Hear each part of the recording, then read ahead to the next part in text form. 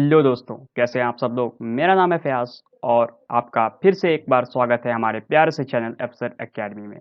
आज की इस वीडियो में हम क्लास 10 साइंस के एक बहुत ही इंपॉर्टेंट टॉपिक और बहुत ही कंसेप्चुअल और इंटरेस्टिंग टॉपिक हेरिडिटी और इवोल्यूशन की बात करेंगे। तो आइए बिना किसी देर के शुरुआत करते हैं। हेरिडिटी और इवोल्यूशन को समझने से पहले कुछ टर्म्स हम लोग को समझने होंगे, जिनमें से पहला टर्म आता है जिसको हम कहते हैं जेनेटिक्स। क्या है जेनेटिक्स? तो the branch of science that deals with the heredity and variation is known as genetics. ऐसा ब्रांच ऑफ साइंस जो हेरिडिटी और वेरिएशन से डील करता है वो ब्रांच ऑफ साइंस जेनेटिक्स कहलाता है। हेरिडिटी मतलब क्या कि transfer of character from the one generation to the next generation, यानी एक कैरेक्टर का ट्रांसफर होना from a parent to the offspring is known as heredity, और उस कैरेक्टर के बीच में कुछ चेंजेस आना कहलाता है वेरिएशन। और जब इन दोनों की कंबाइंड स्टडी जिस ब्रांच ऑफ साइंस में हम करते हैं उसको कहते हैं जेनेटिक्स। तो ये था हेरिडिटी, ये था जेनेटिक्स और ये था variation. Heredity, transmission of feature or the trait from one generation to the next generation, and the variation, the difference among the individual of a species called variation। किस किस वजहों से हो सकता है? तो इसमें से एक इन्वायरमेंटल चेंजेस आता है, क्रॉसिंग ओवर आता है और recombination of genes and mutation. इन सब कारणों के कारण वेरिएशन होता है।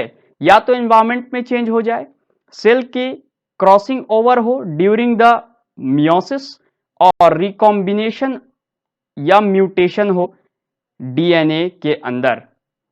Genotype, what is genotype? A complete set of gene in an organism genome is known as genotype। किसी भी ऑर्गेनिज्म के ट्रेट का एक कंप्लीट सेट जीनोटाइप कहलाता है। जैसे एक ऑर्गेनिज्म का हम हाइट कंसीडर करें और उसमें हम लिखें कैपिटल टी, मान लेते हैं ये एक हाइट का जीनोटाइप है, यानी कि एक कंप्लीट सेट ऑफ जीन है जो एक टॉल एनिमल या टॉल प्लांट या किसी भी टॉल ऑर्गेनिज्म को शो कर रहा है। तो कंप्लीट सेट ऑफ जीन किसी ऑर्गेनिज्म में जीनोटाइप कहला रहा है।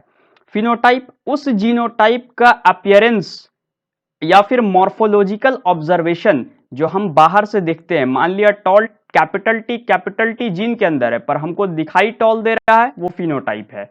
इसी ऑर्गेनिज्म के इस फीचर को हम फिनोटाइप कहते हैं।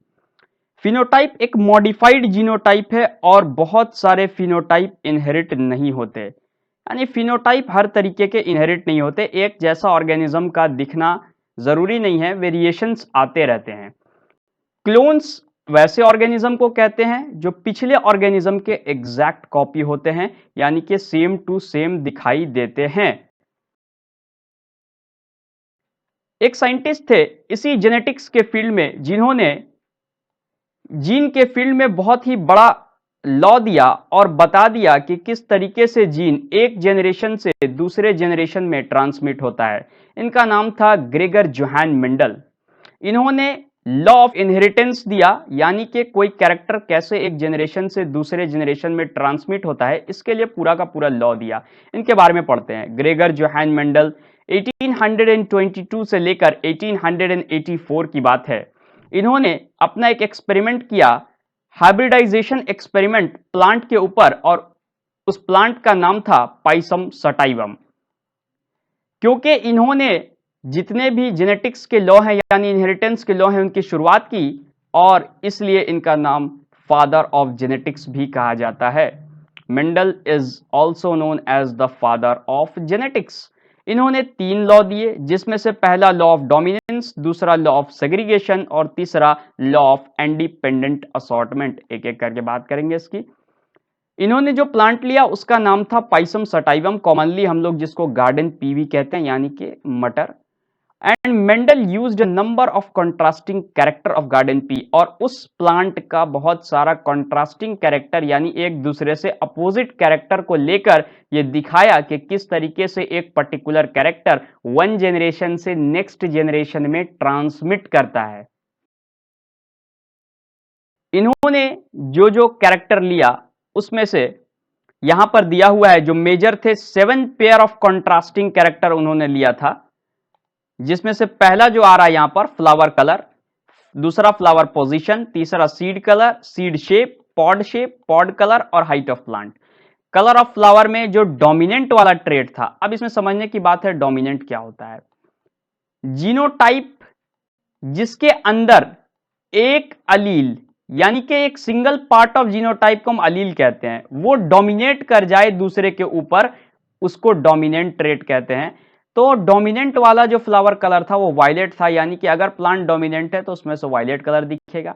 रिसेसिव वाला जो था वो व्हाइट था, यानी प्लांट अगर रिसेसिव है, डोमिनेट नहीं कर रहा है, यानी कि व्हाइट दिखेगा।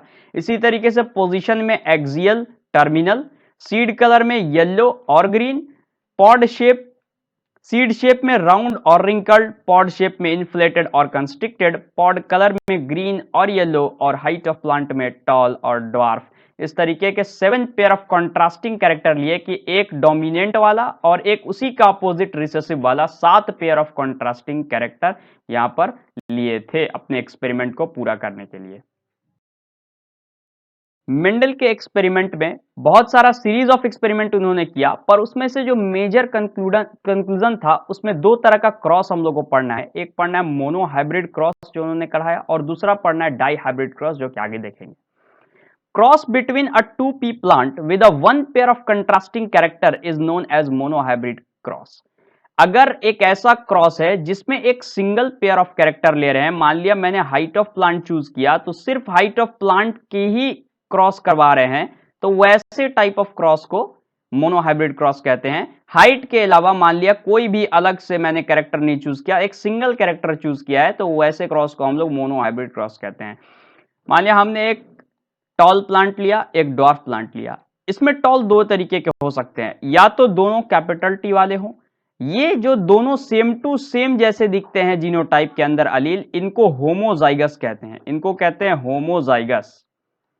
और जो डिफरेंट टाइप दिखते हैं जैसे यहां पर, इनको कहते हैं हेटेरोजाइगस, इनको कहते हैं हेटेरोजाइगस, हेटेरोजाइगस। इन्होंने क्या किया, प्योर होमोजाइगस कैपिटल टी यानी डोमिनेंट टॉल प्लांट लिया, और एकदम pure small T recessive dwarf plant लिया। दोनों को जब क्रॉस कराया तो ये वाला कैपिटल टी इस स्मॉल टी के साथ ये बनाएगा, इसी तरीके से ये कैपिटल टी फिर इस स्मॉल टी के साथ यही बनाएगा, फिर ये कैपिटल टी इस स्मॉल टी के साथ, फिर ये कैपिटल टी इस स्मॉल टी के साथ। तो एक्सपेरिमेंट में देखने को मिला कि चारों प्लांट जो आए थे वहां पर F1 जनरेशन में, सारे के सारे वो कुछ इस तरीके के दिखाई दी, कैपिटल टी और स्मॉल टी। कैपिटल टी के साथ मिक्सिंग थी स्मॉल टी की, इस कंडीशन को हम लोग अभी बोले हेट्रोजाइगस कहते हैं। और यहीं पर उनका पहला लॉ आया कि जब भी हेट्रोजाइगस कंडीशन दिखेगा तो जो डोमिनेंट वाला है वो रिसेसिव वाले के ऊपर डोमिनेट कर जाएगा, और ये प्लांट अब भी टॉल ही दिखेगा। This was called as the law of dominance.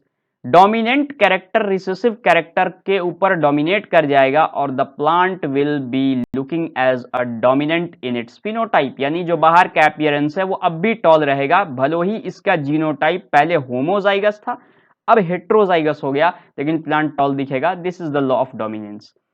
फिर क्या किया, इन दोनों ही हेट्रोजाइगस टॉल प्लांट को आपस में क्रॉसिंग कराई, इसको कहा F2 जनरेशन। ये था इसका F1 जनरेशन जहां सारे प्लांट हेट्रोजाइगस टॉल मिले।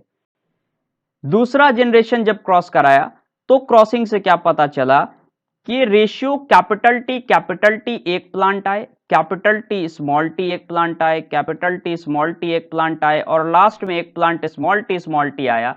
यानी कि एक डोमिनेंट होमोजाइगस वाला, एक हेट्रोजाइगस डोमिनेंट, दो हेट्रोजाइगस डोमिनेंट और एक होमोजाइगस रिसेसिव मिला। रेशियो हमें मिला 1:2:1। ये हमारा पता चला जीनोटिपिक रेशियो, यानी कि जीनोटाइप अलग अलग हुआ। ये एक जीनोटाइप है, ये दोनों एक जीनोटाइप है, और ये एक जीनोटाइप है। लेकिन जब फिनोटिपिक कैरेक्टर की बात की गई तो लॉ ऑफ डोमिनेंस कहता है कि ये दोनों भी टॉल ही दिखेगा इसकी तरह, तो इन तीनों को एक ही मान लिया गया, और तब रेशियो आया 3:1। तो genotypic ratio mono hybrid cross के F2 जनरेशन में 1:2:1, और फिनोटिपिक रेशियो 3:1 पाया गया। इसके बाद जितने भी कैरेक्टर थे उनको एक्सप्रेस किया गया कि जैसे सीड शेप है, राउंड थे, रिंकल्ड था, यानी डोमिनेंट वाला राउंड था और रिसेसिव वाला रिंकल्ड था। अब या तो वो हेट्रोजाइगस कंडीशन में भी हो सकता है और होमोजाइगस डोमिनेंट भी हो सकता है। दोनों ही केस में फिनोटाइप जो है वो डोमिनेंट ही दिखेगा, क्योंकि लॉ ऑफ डोमिनेंस ने कहा कि डोमिनेंट कैरेक्टर रिसेसिव के ऊपर डोमिनेट कर जाएगा। सीड कलर के अंदर येलो देखा, ग्रीन देखा। पॉड शेप के अंदर इन्फ्लेटेड यानी फूला हुआ या फिर पिछड़ा हुआ कंस्ट्रिक्टेड। फ्लावर पोजीशन में देखा एक्सियल टर्मिनल, पॉड के कलर में ग्रीन और येलो। स्टेम के हाइट में टॉल दिखता है या फिर डॉर्फ दिखता है। इसी तरीके से यहां पर capital T dominant homozygous condition, both dominant trait, और ये small T both recessive allele homozygous condition में। कैपिटल टी स्मॉल टी एक डोमिनेंट है एक रिसेसिव है, लेकिन हेट्रोजाइगस कंडीशन में due to law of dominance ये भी फिनोटाइप में डोमिनेंट की तरह ही दिखेगा। हेट्रोजाइगस कंडीशन, इसको हाइब्रिड भी कहा गया। तो जिस तरह से फिनोटिपिक रेशियो मोनोहाइब्रिड क्रॉस के F2 जनरेशन में 3:1 और जीनोटिपिक रेशियो 1:2:1। अपीयरेंस टॉल या शॉर्ट फिनोटाइप में कब टॉल, जब या तो हेट्रोजाइगस कंडीशन हो और या तो डोमिनेंट होमोजाइगस कंडीशन हो तो टॉल दिखेगा, और शॉर्ट सिर्फ और सिर्फ डोमिनेंट होमोजाइगस रिसेसिव कंडीशन में दिखेगा। तो इस तरीके से मोनोहाइब्रिड क्रॉस को डिफाइन किया गया। तो ये ऑब्जर्वेशंस रहे। एक ऑब्जर्वेशन और इसमें इंपॉर्टेंट है, अगर कैपिटल टी एक आया, कैपिटल टी स्मॉल टी दो आया और स्मॉल टी एक आ गया, तो इसमें पूछा जाता है कि आप बताइए कितना परसेंट ऑफ कैपिटल टी आया इस क्रॉस में। तो हम देखेंगे कि इस चारों का वैल्यू टोटल नंबर 4 है, ये एक आया है, तो हम फ्रैक्शन लिखेंगे 1/4 इंटू कर देंगे 100, हमें मिल जाएगा परसेंट, यानी कि 25% हमारे पास जो है वो आ गया कैपिटल टी। इसी तरीके से हमसे पूछा ये हेट्रोजाइगस वाला जो डोमिनेंट है वो कितना परसेंट आया, तो हम क्या ले लेंगे, रेशियो आ गया हमारे पास ये 2 है, divided by total number of allele 4 है, इंटू 100, हमारे पास मिल गया ये 2 2 4 और ये 250, यानी कि ये हमको मिल गया 50%। इसी तरीके से same to same recessive condition में पूछे कि जो होमोजाइगस रिसेसिव वो कितना परसेंट है, तो वो भी 25% है। तो इस तरीके से मोनोहाइब्रिड क्रॉस को डिफाइन किया गया। कंक्लूजन यही था कि कैपिटल टी जो एक थे, कैपिटल टी स्मॉल टी दोनों ही टॉल थे, ये दोनों प्लांट ही टॉल दिख रहे थे, और स्मॉल टी शॉर्ट था।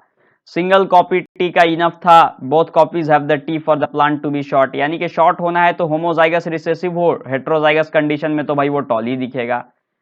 यही पूरा इसका था कि सप्रेस कर देगा, डोमिनेंट वाला ट्रेट जो है रिसेसिव को सप्रेस करेगा।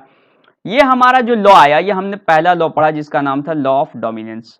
दूसरा लॉ था लॉ ऑफ सेग्रीगेशन, जिसमें उन्होंने कहा every individual possesses a pair of allele for a particular trait during the gamete formation, a gamete receives only one trait from the allele, a particular trait can be dominant और recessive in a particular generation. उन्होंने क्या कहा कि मान लिया एक generation जिसमें capital T organism था और एक जनरेशन जिसमें स्मॉल टी ऑर्गेनिज्म है, और अगर दो किसी को एक ऑर्गेनिज्म बनाना है तो यहां से एक ही गैमेट आएगा और यहां से भी एक ही गैमेट आएगा, दोनों आपस में एक साथ नहीं आएंगे, सेग्रीगेट करेंगे, अलग हो जाएंगे और अलग अलग होकर ही क्रॉस करेंगे। ये इनका लॉ ऑफ सेग्रीगेशन था कि गैमेट के फॉर्मेशन के दौरान जो भी ट्रेट होगा वो एक दूसरे से सेपरेट होगा, सेग्रीगेट करेगा और आपस में अलग अलग क्रॉस करेगा और इंडिविजुअल ऑर्गेनिज्म अलग अलग बनेगा। This was the law of segregation. अब मोनोहाइब्रिड क्रॉस के बाद डाइहाइब्रिड क्रॉस की बात करते हैं। तो मोनोहाइब्रिड क्रॉस के अंदर एक कैरेक्टर एक टाइम पर लेते थे और तब क्रॉस कराते थे। उसी तरह से डाइहाइब्रिड क्रॉस के अंदर एक से ज्यादा कैरेक्टर एक टाइम पर लेकर क्रॉस कराएंगे, जिसमें पहला इसमें एक एग्जांपल दे रखा है, राउंड ग्रीन सीड्स लिया है, वहां पर हमने हाइट को कंसीडर किया था, यहां पर हम सीड के कलर को कंसीडर कर रहे हैं। वहां पर प्लांट के हाइट को कंसीडर किया था, यहां पर सीड के कलर को कंसीडर कर रहे हैं। राउंड ग्रीन सीड और रिंकल्ड येलो सीड, हम हमेशा ध्यान देंगे कि एक कैरेक्टर डोमिनेंट हो और दूसरा कैरेक्टर रिसेसिव हो, साथ में लेकर क्रॉस कराए। तो राउंड ग्रीन और रिंकल्ड येलो, यहां पर हमने देखा राउंड ग्रीन और रिंकल्ड येलो, इनका क्रॉस कराया तो हमको मिल गया राउंड येलो, क्योंकि F1 जनरेशन में सारे के सारे डोमिनेंट थे और उसमें हेट्रोजाइगस कंडीशन हो या होमोजाइगस फर्क नहीं पड़ता, सारे के सारे डोमिनेंट थे, यहां भी डोमिनेंट होगा राउंड और येलो, क्योंकि डोमिनेंट है, ले लिया गया। अब क्रॉसिंग होगा, यहां पर हम लिखेंगे, यहां पर तो इस तरीके से लिखेंगे, round R capital Y R small Y, फिर small R capital Y small Y, फिर सेम टू सेम को इधर लिख लेंगे, क्रॉस कराएंगे।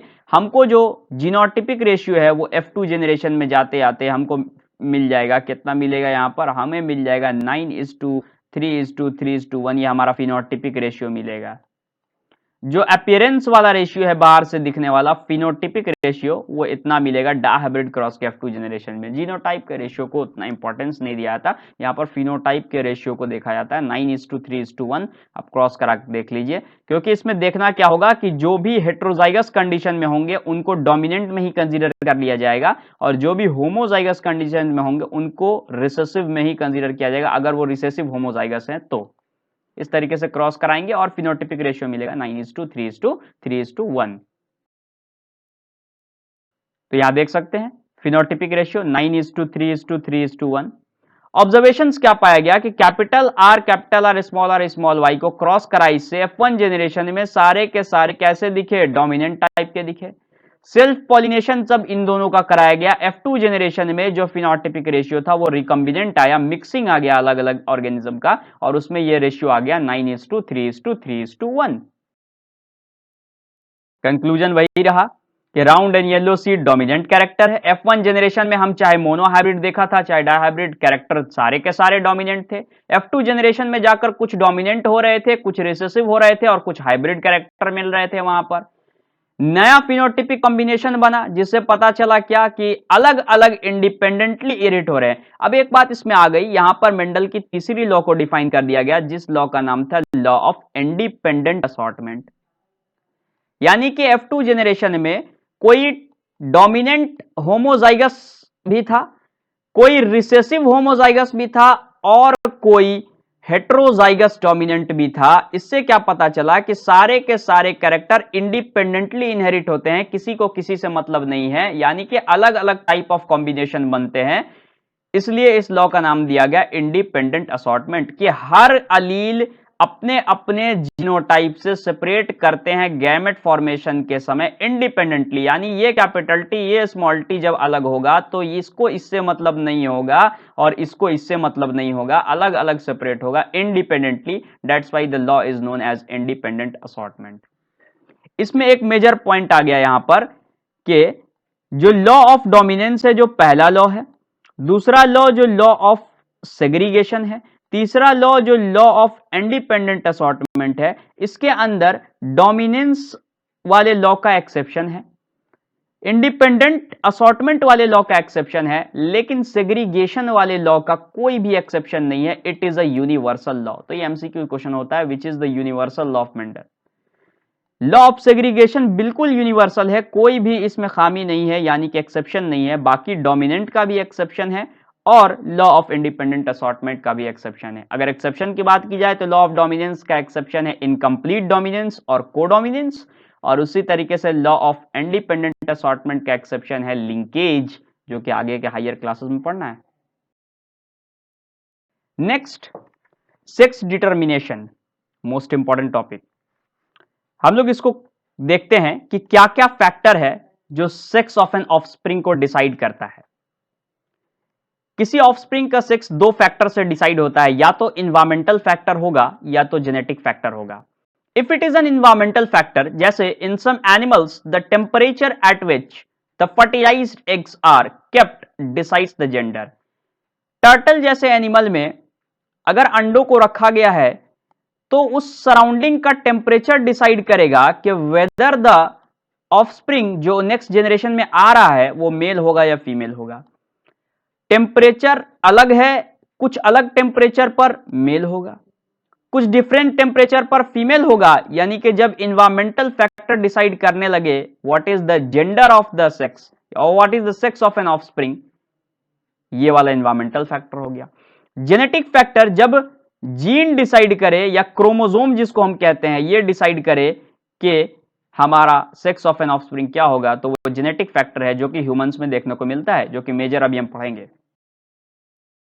तो ये रहा sex determination in human beings. इसमें हम देखते हैं कि ह्यूमन बीइंग के पास 44 ऑटोजोम होते हैं और 2 सेक्स क्रोमोसोम होते हैं। इसी तरीके से यहां भी फीमेल हो या मेल हो 44 ऑटोजोम होते हैं और 2 सेक्स क्रोमोसोम होते हैं। ये ऑटोजोम इंटरनल कैरेक्टर को मेंटेन करता है, जैसे कि हाइट हो गया, फेस का दिखना हो गया, ये जितने भी अंदर के कैरेक्टरिस्टिक्स हैं उसको रखता है ये ऑटोजोम मेल या फीमेल में। और ये सेक्स क्रोमोसोम डिसाइड करते हैं कि जेंडर क्या होगा या फिर सेक्स क्या होगा आने वाले ऑफस्प्रिंग का। मेल के अंदर सेक्स क्रोमोसोम एक एक्स होता है और एक वाई होता है। फीमेल के अंदर एक एक्स होता है और एक एक्स होता है। अगर मेल एक्स क्रोमोसोम को इनहेरिट किया है और फीमेल ने भी एक्स क्रोमोसोम को ही इनहेरिट किया है, क्योंकि फीमेल तो सिर्फ एक्स क्रोमोसोम ही इनहेरिट कर सकती है, तो यहां फीमेल होगा। लेकिन अगर यह मेल वाई क्रोमोसोम को इनहेरिट कर दे और फीमेल तो एक्स ही इनहेरिट करेगी, तब यहां पर मेल हो जाएगा। यानी कि जो डिसाइडिंग फैक्टर है वो वाई क्रोमोसोम हो रहा है, क्योंकि अगर मेल एक्स देता है तो फीमेल तो हमेशा ही एक्स दे रही है। Deciding factor is Y chromosome, so the sex is determined by the father not the mother. यानी कि वाई क्रोमोसोम डिसाइड कर रहा है यहां पर कि वाई आएगा तभी मेल होगा, वरना एक्स अगर आता है तो फीमेल तो हमेशा ही एक्स देगी, यहां पर बन जाएगा हमारा फीमेल। लेकिन अगर एक्स के साथ वाई आ जाता है तो यहां पर बन जाएगा male. That means the sex of an offspring is determined by the father not the mother। इससे क्या पता चला कि half the children will be boys and half will be girl, यानी कि जो ऑफस्प्रिंग होगा वो गर्ल है या बॉय है, इस दोनों का चांस 50% है। दोनों का चांस 50% है, क्योंकि फादर के पास चांस है या तो 50% चांस है एक्स इनहेरिट कर दे या 50% चांस है वाई इनहेरिट कर दे। So the sex will be decide 50-50% in both the case. Thus, the sex of a children will be determined by what they inherit from their father and not from their mother. Now, the next topic, the first one we have completed, which was the heredity, and the next one we are going to teach or we are going to talk about is the evolution. तो evolution का मतलब क्या है? It is the sequence of gradual changes which take place in the primitive organism over a millions of years in which new species are produced. यानी कि धीरे धीरे variation होता रहा और लंबे जनरेशंस के बाद वो वेरिएशन एक जगह पर एक्यूमुलेट कर गया, जमा हो गया और एक नए स्पीशीज का प्रोडक्शन किया। तो उस प्रोसेस को कहते हैं हम इवोल्यूशन, जो कि मिलियंस ऑफ ईयर्स लेता है, हजारों हजारों साल। एज एन एग्जाम्पल यहां क्या दे रखा है, एक सिचुएशन लिया गया कि एक ग्रुप ऑफ रेड बीटल्स है, इनके आपस में रिप्रोडक्शन से इनके अंदर आया वेरिएशन कलर में। 2 कलर के बीटल दिखाई दिए, एक बीटल रेड कलर के थे और दूसरे बीटल ग्रीन कलर के थे। हुआ क्या, जो रेड कलर के बीटल थे वो प्लांट में आसानी से नहीं छुप पाते थे, क्योंकि प्लांट होता था ग्रीन कलर का, और क्रो या दूसरे फीडिंग ऑर्गेनिज्म जो इंसेक्ट पर फीड करते हैं वो आसानी से इन बीटल्स को फीड कर जाते थे। लेकिन जो ग्रीन कलर का बीटल्स था वो आसानी से प्लांट के पत्तों और डिफरेंट पार्ट्स, क्योंकि वो हरे होते हैं तो आराम से छुप जाता था और ये बच जाता था। तो सिचुएशन 1 क्या मिला कि green beetles got the survival advantage और they were naturally selected as they were not visible in the green bushes. This natural selection is exerted by the crows, resulting in the adaptation in the beetles to fit better in the environment। यानी कि green beetle के पास एक survival advantage था कि वो हरे दिखते थे, इसलिए बुशेज में या झाड़ियों में आराम से छुप जाते थे और आराम से दूसरे जो भी प्रीडेटर थे जो उनको खाने आते थे उनसे बच जाते थे। पर ये रेड बीटल के साथ नहीं हो पाता था। ये सिचुएशन नंबर 1 कंसीडर किया गया। अगले सिचुएशन में क्या देखा गया कि ग्रुप ऑफ रेड बीटल्स ने जब रिप्रोडक्शन करते रहे आगे की तरफ उनके अंदर भी कुछ वेरिएशन आए, तो all the beetles are red except one that is blue, एक रह गया उसमें ब्लू बीटल, उसने भी रिप्रोडक्शन किया, नंबर ऑफ रेड बीटल बढ़ा, वन बीटल जो ब्लू था वो रिप्रोड्यूस किया, उसका भी नंबर बढ़ा। यानी कि अगर एक बीटल रेड है एक बीटल ब्लू है, दोनों रिप्रोडक्शन कर रहा, दोनों का नंबर बढ़ रहा। अब क्या हो गया, न ग्रीन है, अब ग्रीन का बात ही नहीं है, तो अब क्रो तो रेड को भी खा सकता है और ब्लू को भी खा सकता है। इसके कारण क्या हुआ, number reduce but still red beetles are more than blue ones. Number तो रेड के भी कम होंगे पर अभी भी वो ब्लू से ज्यादा होगा, क्योंकि ब्लू ने बाद में रिप्रोडक्शन की या तेजी फैलाई है, क्योंकि रेड तो पहले से था। वेरिएशन से ब्लू आया है तो ब्लू तो कम होगा, रेड तो पहले से था, तो रेड का नंबर भी कम होगा लेकिन ब्लू से फिर भी ज्यादा रहेगा। सडनली क्या हुआ, उस एरिया में एलिफेंट आ गया और उन बुशेज पर हमला कर दिया। But now the beetles left are mostly blue, और अब जो बीटल्स बच गए वो मोस्टली ब्लू होंगे, क्योंकि रेड बीटल थे लार्ज नंबर में, बुशेस झाड़ियों पर हमला करने से इनकी संख्या पूरी घट गई। अब रह गए ब्लू वाले जिनकी संख्या कम थी और वो कम ही में ज्यादा हो गए। तो सिचुएशन 2 क्या कहा कि blue beetles did not get survival advantage, नहीं मिला उनको एडवांटेज क्योंकि उनको तो खाया जा रहा था।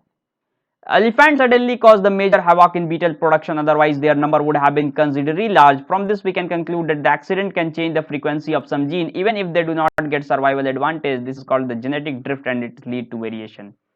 तो अगर सर्वाइवल एडवांटेज नहीं भी मिला है और कोई एक ऐसा एक्सीडेंट या नेचुरल डिजास्टर या नेचुरल कैलिमिटी भी हो जाती है, उसके कारण भी उन लोगों को मेजर एडवांटेज मिल सकता है उस पॉपुलेशन में सर्वाइव करने के लिए। इसको कहा गया जेनेटिक ड्रिफ्ट। एक सडन एक ऐसा डिजास्टर आया जो पूरा खत्म कर दिया रेड बीटल को, और जिसके कारण ब्लू बीटल अब अच्छे खासे संख्या में दिखने लगे। ये कारण हुआ एनवायरमेंटल फैक्टर के कारण सडन चेंजेस हुए, तो इनको कहा गया जेनेटिक ड्रिफ्ट, जबकि उनके पास सर्वाइवल एडवांटेज नहीं था ग्रीन बीटल्स के तरह। तो पहला सिचुएशन में कलर के कारण, वेरिएशन के कारण, दूसरा सिचुएशन में जेनेटिक ड्रिफ्ट के कारण। आगे बढ़ते हैं। तीसरा सिचुएशन क्या आया कि ग्रुप ऑफ रेड बीटल्स थे और habitat of Beatles suffer from plant disease. अब क्या हो गया, जो प्लांट जिन पर रह रहे थे बीटल, उनको हो गया डिजीज। तो बीटल्स को अच्छा प्लांट का लीफ नहीं मिल रहा था। अब एवरेज वेट जो था वो बीटल का कम होने लगा, नरिशमेंट अच्छी नहीं मिल रही थी, इसके कारण नंबर ऑफ बीटल्स रिड्यूस होने लगे। प्लांट को बाद में ठीक हो गया, डिजीज इलिमिनेट हुआ और number and average weight of beetles increase again. और जब प्लांट ठीक हुआ तो फिर से बीटल जो है अपना वापस आ गया एवरेज वेट में, और उसका वेट फिर से अच्छा होने लगा नरिशमेंट मिलने के कारण। यानी बीच में प्लांट को डिजीज हुआ। इसका मतलब इस सिचुएशन से क्या समझे, no genetic change has occurred in the population of the beetle, the population gets affected for a short duration only due to environmental changes. यानी कि छोटा मोटा टेम्पररी एनवायरमेंटल चेंजेस के कारण भी पॉपुलेशन में इफेक्ट आ सकता है कुछ समय के लिए। ये देखने को मिला जब प्लांट को हो गया डिजीज, बीटल को नहीं मिला नरिशमेंट और बीटल पड़ गया कमजोर और नहीं कर पाया सही से रिप्रोडक्शन, उनका संख्या हो गया था कम। तो टेम्पररी चेंज भी होता है एनवायरमेंट के कारण। तो जेनेटिक चेंज भी होते हैं, कुछ सडन डिजास्टर वाले चेंज जेनेटिक ड्रिफ्ट होता है, और इन्वायरमेंटल चेंजेस होते हैं जो तीनों के तीनों यहां पर कॉज करते हैं अलग अलग ऑर्गेनिज्म के सर्वाइवल एडवांटेज होगी कि नहीं होगी, उनके अंदर इवोल्यूशन होगा कि नहीं होगा। दो तरह के ट्रेड्स की बात करते हैं, एक होता है एक्वायर्ड ट्रेट और एक होता है इनहेरिटेड ट्रेट। एक्वायर्ड ट्रेट्स वैसे ट्रेट जो कि एक इंडिविजुअल को लाइफ टाइम के दौरान पाए जाते हैं, इनको एक्वायर्ड ट्रेट कहते हैं। ये कभी भी प्रोजेनी में ट्रांसफर नहीं होता पेरेंट से, और कैनॉट डायरेक्ट इवोल्यूशन, क्योंकि ट्रांसफर नहीं होता इसलिए इवोल्यूशन नहीं होता इसके वजह से, क्योंकि इवोल्यूशन तब होता है जब जेनेटिक चेंजेस होते हैं, वेरिएशंस होती हैं। इनहेरिटेड ट्रेट जो एक जनरेशन से नेक्स्ट जनरेशन पास करता है, प्रोजेनी में ट्रांसफर होता है और इसके कारण इवोल्यूशन होता है। As an example acquired trait में स्टार्विंग बीटल का आप देखे थे, टेम्पररी समय के लिए जब प्लांट को डिजीज हो गया तो उनके नरिशमेंट कम हो गई और रिप्रोडक्शन कैपेबिलिटी कम हो गई, तो वो ट्रेट एक्वायर्ड है क्योंकि टेम्पररी कारण से हुआ है। लेकिन जब देखा गया कि कलर ऑफ आईज और हेयर, जैसे बीटल जो है वो रेड से ग्रीन रिप्रोडक्शन करके वेरिएशन किया था, तो वो परमानेंट चेंज था और वो एक जनरेशन से नेक्स्ट जनरेशन में पास होने के कारण था, इसलिए वहां पर कहा गया वो इनहेरिटेड ट्रेट्स है। स्पेसिएशन क्या होता है? तो स्पेसिएशन कहते हैं फॉर्मेशन ऑफ न्यू स्पीशीज के प्रोसेस को। The process by which the new species develop from the existing species is known as the speciation. Existing species में कुछ वेरिएशन आ जाना और उसके कारण नया स्पीशीज का फॉर्मेशन होना स्पेसिएशन कहलाता है। नया स्पीशीज फॉर्म होता है इसके अंदर। जीन का flow, it is exchange of genetic material by interbreeding the two population of same species individual. मान लिया एक ही स्पीशीज का दो पॉपुलेशन है, ए है और बी है, इन दोनों के बीच में इंटरब्रीडिंग हो गया आपस में, इसको कहेंगे हम जीन का फ्लो। इसका जीन और इसका जीन का आपस में फ्लो होगा और नया ऑर्गेनिज्म यानी कोई नया ऑर्गेनिज्म यहाँ फॉर्मेशन होगा। ये स्पेसिएशन के अंदर होता है, तभी तो यहां पर होता है variation and the formation of new species. किन किन वेज से स्पेसिएशन हो सकता है? स्पेसिएशन का बेसिक जानेंगे हम। जैसे एक सब पॉपुलेशन एक्स था जो कि एक एरिया में रहता था जिसको हम लोकल पॉपुलेशन कहे। इस पॉपुलेशन के अंदर कुछ माइग्रेंट बाहर से पॉपुलेशन आए, आपस में हुई इंटरब्रीडिंग, हुआ रिप्रोडक्शन। क्योंकि रिप्रोडक्शन से होता है जीन का फ्लो, यहां पर हो गया वेरिएशन लोकल पॉपुलेशन में और इसी वेरिएशन से कारण हुआ formation of new species. And the process of formation of new species is ultimately known as speciation. What is genetic drift? हम लोग देख चुके हैं। सडन रैंडम चेंज होता है फ्रीक्वेंसी ऑफ अलील्स में और जिसके कारण उस पूरे पॉपुलेशन पर, उस जनरेशन में इफेक्ट पड़ता है। जैसे बीटल बुशेस पर रेड वाले जो थे ग्रो कर रहे थे, पर सडन एलिफेंट का हमला हुआ और वहां पर उनकी संख्या कम हो गई, जिसके कारण उनकी संख्या वहां कम हुई थी। इसलिए इस प्रोसेस को कहा गया जेनेटिक ड्रिफ्ट। सडन चेंजेस के कारण ये काम होता है। नेचुरल सिलेक्शन, नेचर के द्वारा ऑर्गेनिज्म वो सिलेक्ट किया गया जो कि उसमें अडेप्ट करने के लिए फेवरेबल है, मोस्ट सुटेबली अडेप्टेड है, उसको कहते हैं नेचुरल सिलेक्शन। जैसे एक पॉपुलेशन था रेड बीटल का और एक ग्रीन बीटल का, और जब देखा गया तो सराउंडिंग में ये ग्रीन बीटल ज्यादा सरवाइव कर रहा था क्योंकि लीफ भी ग्रीन होता है और ये भी ग्रीन था, दिखता नहीं था प्रीडेटर को। इसको मिला सर्वाइवल एडवांटेज, यानी कि नेचर ने इसको किया सिलेक्ट अपने लिए कि ये नेचर में रहेगा और ये जो है मारा जाएगा। That's why nature selected it, so the process is known as natural selection. उसको सिलेक्ट किया जाएगा जो उस एनवायरमेंट को झेलने के लिए ज्यादा सुटेबल अडेप्टेड है। नाउ इसी तरीके से हम स्पेसिएशन को और अच्छे से अगर समझना चाहें तो एक पॉपुलेशन है जेड, इसके दो स्पीशीज वाले पॉपुलेशन है, यानी दो भाग में बटा हुआ है, एक Z1 और एक Z2। एक रिवर या माउंटेन के इस किनारे पर रहता है और एक इस किनारे पर रहता है। दोनों में इंटरब्रीडिंग कराई गई बहुत जेनरेशंस तक, जिसके कारण हुआ जेनेटिक ड्रिफ्ट हुआ और इसके कारण नेचुरल सिलेक्शन भी हुआ। जिसमें वेरिएशन अच्छा था उसको सिलेक्ट किया गया, जिसमें खराब था उसको एलिमिनेट किया गया। और सब पॉपुलेशन Z1 और Z2 इनकैपेबल ऑफ इंटरब्रीडिंग। और जब ये सब हो गया बहुत जनरेशन तक, अब क्या किए, बीच में लगा दिए रिप्रोडक्टिव बैरियर। तो कुछ स्पीशीज इस तरफ चले गए और कुछ स्पीशीज इस तरफ चले गए, आ गए फॉर्मेशन ऑफ न्यू स्पीशीज। क्योंकि ये नया स्पीशीज बना है दोनों में इंटरब्रीडिंग के कारण, ये भी नया स्पीशीज बना इंटरब्रीडिंग के कारण। So the process is known as speciation, the formation of new species. तो यहां दे रखा है जेनेटिक ड्रिफ्ट किसके किसके कारण होता है। डीएनए में चेंजेस हो जाए, नंबर ऑफ क्रोमोसोम में चेंज हो जाए, यानी कि एक सडन चेंज हो और उसके कारण उस पॉपुलेशन पर इफेक्ट पड़े, तो यह कहलाता है जेनेटिक ड्रिफ्ट। इवोल्यूशन हमने देख लिया किस तरीके से इवोल्यूशन होता है। इवोल्यूशन के अंदर हमने होमोलोगस और एनालोगस ऑर्गेन भी देखना है। वैसे ऑर्गेन जिनका स्ट्रक्चर और डिजाइन एक ही जैसा है, ओरिजिन एक ही जैसा है, लेकिन फंक्शन अलग अलग है, वैसे ऑर्गेनिज्म को हम, या वैसे ऑर्गेन को हम होमोलोगस ऑर्गेन कहते हैं।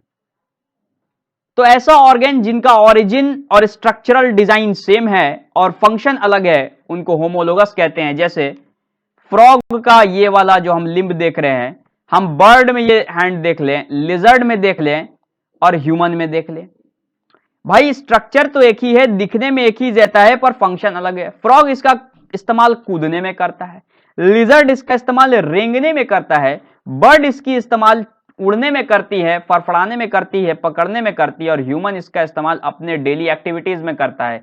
ऑरिजिन एक ही जैसा है, स्ट्रक्चर एक ही जैसा है, काम अलग अलग है, फंक्शन अलग अलग है, ऐसे ऑर्गेन को कहते हैं होमोलोगस ऑर्गेन। एनालोगस ऑर्गेन, वैसा ऑर्गेन जिनका ओरिजिन भी अलग है, स्ट्रक्चर भी अलग है, लेकिन फंक्शन एक ही है। जैसे एज एन एग्जांपल बैट, इनका जो पंख है वो अलग ओरिजिन का है और अलग स्ट्रक्चर का है, लेकिन बर्ड का भी पंख अलग ओरिजिन का है, अलग स्ट्रक्चर का है, पर दोनों का फंक्शन एक ही है, उड़ने का। ये भी उड़ते हैं, ये भी उड़ते हैं, यानी कि स्ट्रक्चर अलग था, ओरिजिन अलग था, लेकिन फंक्शन सेम टू सेम। तो एग्जांपल क्या हो गया होमोलोगस में? Four limbs of frog, lizard, bird, bat and human beings. और इसमें हो गया wings of bat and wings of a bird, दोनों के दोनों है एनालोगस ऑर्गन। तो हमने एक्वायर्ड ट्रेड देख लिया, इनहेरिटेड ट्रेड भी देख लिया। इस तरीके से हमारे चैप्टर एंड होता है। हम इसी तरह की कंटेंट आगे भी लाते रहेंगे। आप कमेंट सेक्शन में लिखकर जरूर बताएं कि ये वीडियो आपको कैसा लगा और आगे आप कौन से टॉपिक पे वीडियो चाहते हैं ये भी बताएं। वीडियो को लाइक करें, शेयर करें और चैनल को सब्सक्राइब करना बिल्कुल भी ना भूलें ताकि लेटेस्ट नोटिफिकेशन आपको मिलती रहे। फिर मिलेंगे इसी तरह की वीडियो के साथ, तब तक के लिए शुक्रिया।